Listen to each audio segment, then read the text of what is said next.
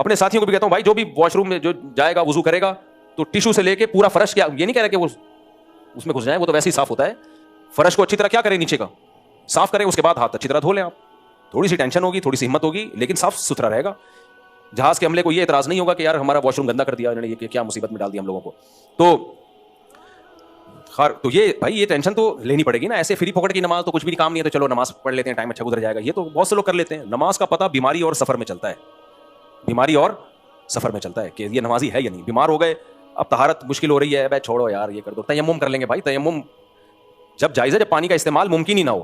آپ بستر پہ ٹب میں پانی منگوا کے وضو کر لو آپ, اور مجبوری میں 2 نمازیں اکٹھی بھی پڑھ سکتے ہو, یعنی ظہر کو آخری وقت میں پڑھو اور جیسے ہی عصر کا وقت داخل ہو عصر پڑھ لو, اس طرح سے 2 نمازیں اکٹھی کر لو.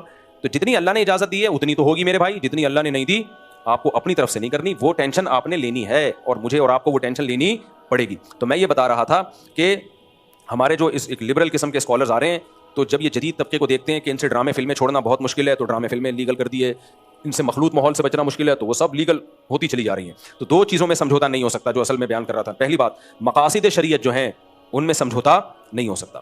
مقاصد شریعت میں نے بتایا کہ زنا سے بچنا ضروری ہے, اور شراب سے بچنا ضروری ہے, نماز پڑھنا ضروری. ہاں جو ذرائع ہے نا, ذرائع وہ زمانے کے حساب سے چینج ہوں گے, ان کو چینج نہ کرنا اسلام کی مخالفت ہے. ذرائع کسے کہتے ہیں؟ مقاصد تک پہنچنے کا ذریعہ. سمجھ میں آ رہی ہے بات کہ نہیں آ رہی ہے؟ مقصد تک پہنچنے کا بولو ذریعہ. مثال کے طور پر شریعت نے ہمیں نماز سے پہلے وضو کرنے کا حکم دیا ہے. نبی صلی اللہ علیہ وسلم بیٹھ کے وضو کیا کرتے تھے, نبی صلی اللہ علیہ وسلم لوٹے سے وضو کیا کرتے تھے. تو کیا لوٹا مقصود ہے؟ بھائی لوٹے سے اس لیے کرتے تھے کہ وہ ایک ذریعہ ہے, آسانی ہو جاتی ہے اس سے. یا برتن سے, لوٹے سے نہیں, برتن سے کرتے تھے. اب شاور آ گئے, بالٹیاں آ گئی, مگے آ گئے, نلکے آ گئے, اب آپ کہیں میں لوٹے سے ہی وضو کروں گا کیونکہ لوٹے سے وضو کرنا سنت, تو یہ شریعت پہ زیادتی ہو جائے گی.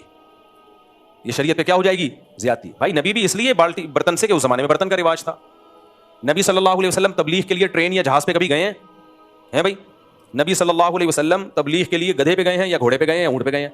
اب آپ کہو کہ میں بھی تبلیغ کے لیے جاؤں گا, امریکہ جماعت جائے گی گدھوں پہ بیٹھ کے, تو کیا خیال ہے بھائی, پہنچ جائے گی وہ جماعت؟ نہیں پہنچے گی.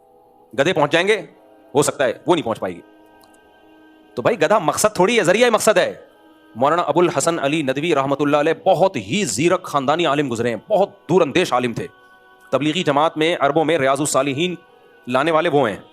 وہ کہتے تھے کہ عرب لوگ کا معیار بہت اونچا ہے حدیث کے معاملے میں, تو وہ فضائل اعمال کے بجائے ریاض الصالحین. ہماری بھی یہی رائے ہے کہ ریاض الصالحین ہونی چاہیے, وہ سب کے لیے ایکسیپٹیبل ہے.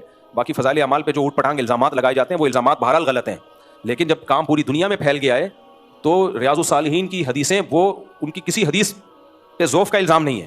ایک آدھ روایت ہے جس کو کہا گیا, وہ بھی بالاتفاق نہیں.